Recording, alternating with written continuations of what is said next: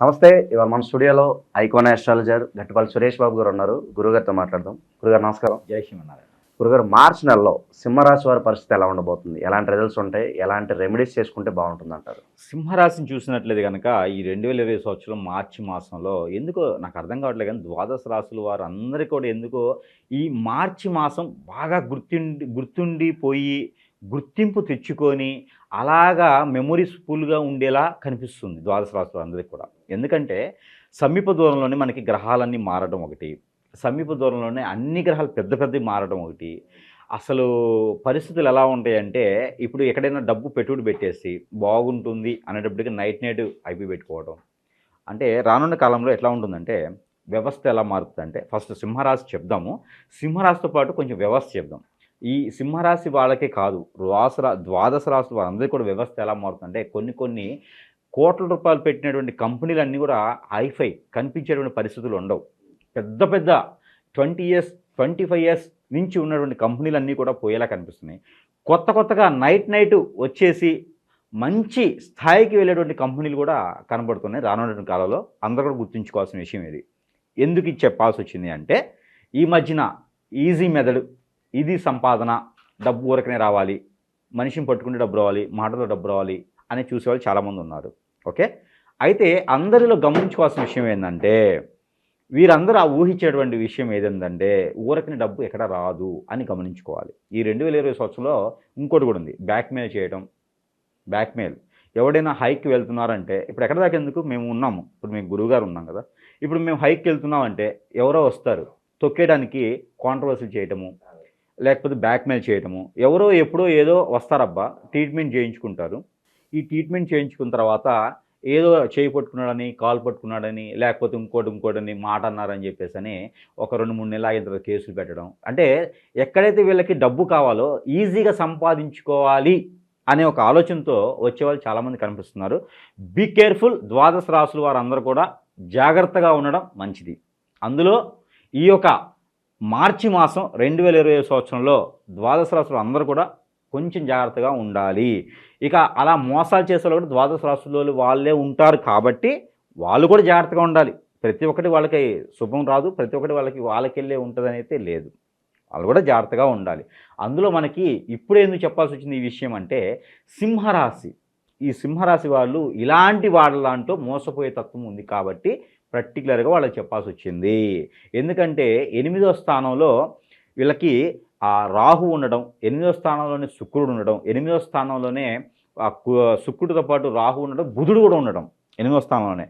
రానున్నటువంటి కాలంలో ఇంకా వీళ్ళకి షష్టగ్రహ కూటమి శని కూడా రావటం వలన వీళ్ళకి అష్టమ శని వస్తుంది. అందువలన వీళ్ళకి ఖచ్చితంగా కూడా ఇలాంటి మోసాలకి బలి అయ్యేటువంటి అవకాశం ఉన్నది. ఇప్పుడు ఎక్కడాకంటే లిఫ్ట్ అని అడుగుతాం, సింహరాశి వాళ్ళ గురించే లిఫ్ట్ అని అడుగుతాం. సింహరాశి వాళ్ళు ఎవరైనా లిఫ్ట్ అడిగారు అనుకో, బండి ఎక్కించుకొని వెళ్తారు, లేదా కారు ఆటోనో ఏదో ఎక్కించుకొని వెళ్తారు. వెళ్ళిన తర్వాత ఆ ఆటోలో వీళ్ళకి ఏమైందంటే పరిస్థితి, ఆటోలో కూర్చున్న తర్వాత బాగానే ఉంటుంది. ఆ సింహరాశి వాళ్ళు ఆటోలో కూర్చోవడం ద్వారా వీళ్ళు దిగంగానే నా చేయి పట్టుకుంది, నా డబ్బులు లాగేశారు, నన్ను కొట్టిపోయారు అని చెప్పేసి రావడము ఇలా ఉంటుందన్నమాట. అందుకే పర్టికులర్ సింహరాశి వాళ్ళకే చెప్పాను. అంటే ఆ రకమైనటువంటి కాంట్రవర్సీలకు వెళ్ళేసి మోసపోయే తత్వం ఉంది కాబట్టి జాగ్రత్తగా ఊహించుకోవాలి. ఇదేంటంటే ఒక వ్యక్తి మన దగ్గరికి వచ్చి మోసం చేయడం అనేది వేరు, మనకు మనంగా మోసపోవడం అనేది ఇది చాలా ఘోరం అనమాట. పేరు, ప్రఖ్యాత, పొరుగు, ప్రతిష్ట అన్నీ పోతాయి, అన్నీ బదలమైపోతాయి అనమాట. అందుకని చాలా కేర్ఫుల్గా ఉండాలి. మనం చివరిలో చెప్పేటువంటి రెమెడీస్ కూడా చేసుకుంటే కొంతమేర వెసులుబాటు అయితే కనిపిస్తుంది. ఎందుకంటే గ్రహస్థితి అంత పెద్దగా అనుకూలంగా లేదు కాబట్టి, రానున్న రోజుల్లో కూడా అంత పెద్ద అనుకూలంగా ఉండదు కాబట్టి సింహరాశి వారికి. గురుగారు, అలాగే నిరుద్యోగులు, ఉద్యోగస్తులు, ఇంకా వ్యాపారస్తులు, వీళ్ళకి ఎలా ఉండబోతుంది ఈ మాసం? వీళ్ళకి ఉద్యోగస్తులకైతే చేసేటువంటి జాబ్లో కొంతమేర వెసులుబాటు అని చెప్పొచ్చు. జాబ్ మేర బాగానే ఉంటుంది, కానీ కొత్త జాబ్ దొరకాలంటే కష్టం. చేసే దగ్గరే జాబ్ చేసుకుంటే మంచిది. ఎప్పటి వరకు ఇది జూన్ మాసం వరకు కూడా, 2025 జూన్ మాసం వరకు కూడా ఆ జాబుని ఆగకుండా, ఆ జాబులో నుంచి బయటికి రాకుండా చేసుకోవడం ద్వారా కొంతమేర బాగుంటుంది. అయితే విదేశానికి ఎవరైతే వెళ్ళాలనుకుంటారో వీళ్ళు ఖచ్చితంగా మోసపోతారు కాబట్టి, వీసా విషయంలో కావచ్చు, కన్సల్టెన్సీ ద్వారా కావచ్చు మోసపోయేలా ఉంది కాబట్టి కొంతమేర ఆగడం మంచిది. కనీసం ఏప్రిల్ 2వ తారీఖు వరకు ఆగడం మంచిది. ఇంకా అర్జెంట్ అనుకుంటే అంత నమ్మొచ్చు, ఇబ్బంది లేదు. ఆల్రెడీ ఇంతకుముందే కాంట్రాక్ట్ అయ్యుండి, ఇంతకుముందే డబ్బులు అయన్నీ అయిపోయిండి, ఇంక వెళ్ళడం ఒకటి అయితే వెళ్ళొచ్చు. అంతేగాని కొత్తగా మొదలుపెట్టేది మాత్రం ఈ మాసంలో వద్దు. ఏది సింహరాశి వారికి. ఆకస్మిక ధనలాభం కావచ్చు, లేదంటే పూర్వీకుల ఆస్తి రావడము, ఇలాంటి ఆకస్మికంగా రావడం ఏమైనా జరుగుతాయి అంటారు ఈ మాసంలో? పూర్వీకుల ఆస్తి అయితే ప్రయత్నపూర్వకంగా వస్తాయి. వీళ్ళలో గురు దశ కానీ, గురు అంతర్దశ కానీ, లేదా శుక్రు దశ, శుక్రు అంతర్దశలో ఉన్న వాళ్ళకి అయితే అకస్మాత్తుగా ధనలాభం వచ్చేటువంటి అదృష్టం ఉంది. అది అత్తగారింటి ద్వారా. అంటే వేరే రాశి పురుషుడుండి సింహరాశి స్త్రీ ఉంటే ఆ సింహరాశి నుంచి రావడానికి హింసించొద్దు. వస్తే వచ్చింది. గురువుగారు చెప్పాడు ఇంకా తీసుకురాలని చెప్పి వాళ్ళని హింసించకండి. వస్తుంది, కానీ ఎట్లా వస్తుందని చెప్పలేం. ఆ దశ అంతర్దశలు కూడా ఉండాలి. గురువుగారు చెప్పారు కదని ఆడపిల్లని నేను ఇబ్బంది పెట్టకూడదు. మా అత్తగారి కానీ ఇంకా రాలేదని చెప్పేసి అని వస్తుంది. అదే పురుషుడు సింహరాశిలో వాళ్ళైతే కనుక ఖచ్చితంగా వచ్చేటువంటి ఆలోచన ఉన్నది. కాకపోతే వాళ్ళకి బుధ మహాదశ, గురు మహాదశ అయి ఉండాలి. అలా ఉండి పెళ్ళై 5-6 సంవత్సరాల లోపు ఉన్న వాళ్ళకి అయితే ఖచ్చితంగా వాళ్ళకి అత్తగారి నుంచి వచ్చేటువంటి ధనం ఏదైతే ఉందో అది ఖచ్చితంగా వచ్చింది. కట్నంలోంచి ధనం కావచ్చు, ఎక్స్ట్రా కావచ్చు, ఏదైనా ఆస్తులు కావచ్చు, ఆ అన్ఎక్స్పెక్టెడ్గా వీళ్ళ పేరు మీద రాసేదానికి అదృష్టం అయితే ఖచ్చితంగా ఈ మార్చి మాసంలో ఉంది. అది అదృష్టం అనే చెప్పాలి సింహరాశి వారికి. గురుగారు అలాగే ఆరోగ్యపరంగా మరి ఎలాంటి స్థితిగతులు ఉండబోతున్నాయి? ఆరోగ్యపరంగా వీళ్ళకైతే స్టమక్ రిలేటెడ్ ప్రాబ్లమ్స్ ఖచ్చితంగా వచ్చేలా కనిపిస్తున్నాయి. కాబట్టి కొంచెం తినేటువంటి పదార్థాల్లో, తినేటువంటి ప్లేసెస్లో, తినేటువంటి ఆహారం ఏదైతే ఉందో అది చూసి ఆచి చూసి తినడం ద్వారా, కొంచెం అరిగేటువంటి పదార్థాలు తినడం ద్వారా మంచి జరుగుతుంది. కాబట్టి ఆ మేర ప్రయత్నం చేస్తే సింహరాశి వారికి హెల్త్ పరంగా అంతా ఓకే. ఈ స్టమక్ రిలేటెడ్ ప్రాబ్లమ్స్, ఈ వాత పిత్త కప్ప ఇవి ఏదైతే ఉన్నాయో ఇవి రాకుండా ముందుగానే ప్రికాషన్స్ తీసుకోవడం ద్వారా మరీ మంచి జరిగేదానికి ఆస్కారం ఉంది. ఎక్కువగా వీళ్ళు ప్రతిరోజు కూడా హాట్ వాటర్లో హనీ వేసుకొని తీసుకుంటే సరిపోతుంది దానికి. గురుగారు అలాగే వైవాహిక జీవితం ఎలా ఉండబోతుంది? సంతానం కోసం ఎదురు చూసే వాళ్ళకి ఏదన్నా గుడ్ రిజల్ట్స్ ఏదైనా ఉన్నాయి ఈ మాసంలో? సంతానం కోసం చూసే వాళ్ళైతే ఖచ్చితంగా ప్రయత్నం చేయవచ్చు మార్చి మాసం. ఇది ఒకదానికి బాగా పనికి వస్తారు సింహరాశి వారు ఈ మాసంలో. పనికి వస్తారు అంటే సింహరాశి వారికి ఈ మాసంలో సంతాన యోగం ఉంది. పెళ్ళైన వాళ్ళు మాత్రమే, పెళ్లి కానోళ్ళు ప్రయత్నం చేయొద్దు. అది చాలా ధర్మకు విరోధం. అది మా తెలిసిన సంబంధించిన వారికి పెళ్ళి అయిన వాళ్ళు మాత్రం సంతానం కోసం పెళ్ళి ఎవరినైతే చేసుకుంటారో వారితో ప్రయత్నం చేస్తే ఖచ్చితంగా సంతాన యోగం అనేది కనిపిస్తుంది. అంతేగాని సంతాన యోగం ఉంది కదా అని పెళ్లి చేసుకునే వాళ్ళని పక్కన పెట్టి దొంగ చూపు చూడడం ద్వారా ఇబ్బంది పడేటువంటి ఆస్కారం కూడా కనిపిస్తుంది. ముందు మనం చెప్పుకున్నాం మోసపోయే తత్వం ఉందని. ఇలాంటి ఎఫ్ఐఆర్స్ ద్వారా కూడా మోసపోయే తత్వం కనిపిస్తుంది. కాబట్టి బీ కేర్ఫుల్గా ఉండాలి, ఖచ్చితంగా ఉండాలి. హార్మోన్ ఇన్బ్యాలెన్స్ ఆరోగ్య సమస్యలు కూడా కనిపిస్తున్నాయి కొంతమేర కొంతమందిలో. పెళ్ళి కానిటువంటి సింహరాశి వాళ్ళ దాంట్లో వాళ్ళు కూడా కొంతమేర జాగ్రత్త వహించుకోవాలి. ఈ బాంధవ్యం భార్యాభర్తల మధ్యన అన్యోన్యత అయితే పెళ్ళి అయిన వాళ్ళకైతే బాగానే ఉంటుంది. కొత్తగా పెళ్ళైన వాళ్ళకైతే కొంతమేర వీళ్ళిద్దరి మధ్యన అభిప్రాయ భేదాలు అయితే కనబడుతున్నాయి. కాబట్టి ఒకళ్ళు తగ్గితే సరిపోతుంది. అందులో సింహరాశి వారు తగ్గితే మరీ మంచిది.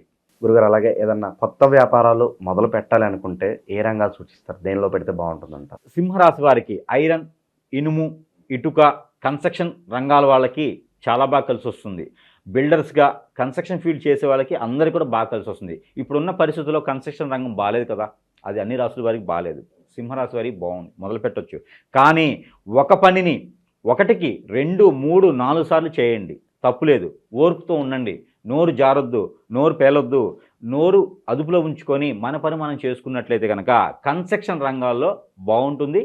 అదే కనుక రాజకీయ రంగాల్లో పదవులు కూడా వచ్చే ఆస్కారం ఉంది. కాబట్టి ఈ రంగాలు 2 కూడా చాలా అనుకూలంగా ఉన్నాయి. గురుగారు ఇంకా మంచి ఫలితాలు పొందడానికి ఏదైనా రెమెడీస్ ఉంటే తెలియజేయండి సింహరాశి వారికి.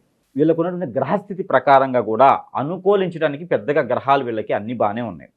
మార్చి తర్వాత వచ్చేటువంటి శని భగవాన్ గురించి మనం మరొక వీడియోలో మాట్లాడదాం. కాకపోతే ఇప్పుడు వీళ్ళకు ఉన్నటువంటి కుజుడు, అలానే వీళ్ళకి ఎక్కువగా ఇబ్బంది పెట్టే గ్రహం ఏంటంటే కుజు భగవానుడు, అలానే బుధుడు. వీళ్ళ వల్లనే రాహు కూడా ఎక్కువగా ఇబ్బంది పెడుతున్నాడు. కాబట్టి వీటికి సంబంధించినటువంటి పరిహారాలు చేసుకున్నట్లయితే కొంతమేర వీళ్ళకి బాగుంటుంది. వాళ్ళకి సంబంధించిన పరిహారం ఏంటంటే ఉదయించేటువంటి సూర్యునికి గోధుమలతో చేసినటువంటి ఏదైతే గోధుమలతో చేసినటువంటి గోధుమలు బెల్లం కానీ, గోధుమ రవ్వ బెల్లం కానీ, గోధుమ పిండి బెల్లంతో కానీ చేసినటువంటి పిండి పదార్థం స్వీట్ ఏదైతే ఉందో ఇది ఉదయించే సూర్యుడికి నైవేద్యం పెట్టడం, నీళ్లు ఆగ్ని ఇవ్వడం. ఆ నీళ్లు ఆగ్ని ఇచ్చేటప్పుడు మిరియాలు బ్లాక్ పెప్పర్ అని ఉంటాయి. అవి ఒక 7 మిరియాలు మనం చేతిలో పెట్టుకొని, కుడి చేతిలో 7 మిరియాలు పెట్టుకొని, రావి చెంబులో లేదా రావి గ్లాసులో నీళ్లు తీసుకొని, అవి లేకుంటే ఎందులోనే తీసుకోవచ్చు, నీళ్లు తీసుకొని ఉదయించేటువంటి సూర్యునికి ఇలా నీళ్లు ఆజ్ఞ ఇచ్చినట్టయితే, మనం పరిశుభ్రంగా స్నానం చేసిన వెంటనే చేయాలి. ఇలా నీళ్లు ఆజ్ఞ ఇచ్చినట్లయితే మనకున్నటువంటి గ్రహరీత్యా దోషాలన్నీ కూడా కొంతమేర తొలగి మనకి వెసులుబాటు కలిగేలాగా ఉంటుంది. కాబట్టి ఇది ప్రతినిత్యము చేయొచ్చు. ఆడవారు, పిల్లలు, పెద్దలు అందరూ కూడా ఇది చేయొచ్చు.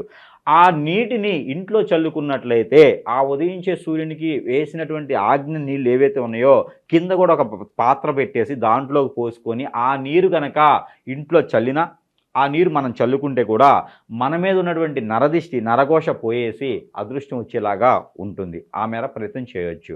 మన మీద ఎదుటి వాళ్ళ ఆకర్షణంతులు అయ్యేందుకు కూడా ఆ నీరు పనికొస్తుంది. ఆరోగ్య సమస్యలు ఉన్నవారు కూడా ఆ నీరుని చల్లుకోవడం ద్వారా కొంతమేర పనికొస్తుంది. నిద్ర పట్టినటువంటి వాళ్ళు, స్ట్రెస్ ఫీల్ అయ్యేటువంటి వాళ్ళు, జాబులు వెసులుబాటు కావాలనుకున్న వారు ఈ నీటిని చల్లుకోవడం ద్వారా మంచి జరుగుతుంది. ఇదొకటి. రెండో రెమెడీ గోధుమలు, అలానే ఉలవలు. ఆ గోధుమల ఉలవలతో పాటు నువ్వులు, నల్ల నువ్వులు కూడా కిలో చొప్పున బ్రాహ్మణునికి దానం చేయటం లేదా నవగ్రహాల మీద ఉంచడం ద్వారా వీళ్ళకి మంచి జరుగుతుంది. ఏ రోజైనా చేయొచ్చు. ఈ దానం ఏ రోజైనా చేయొచ్చు. ఆ మధ్యాహ్నం 12 గంటల లోపే చేసుకుంటే మంచిది. అయితే నెల మొత్తంలో ఒకసారి చేస్తే కూడా మంచిది.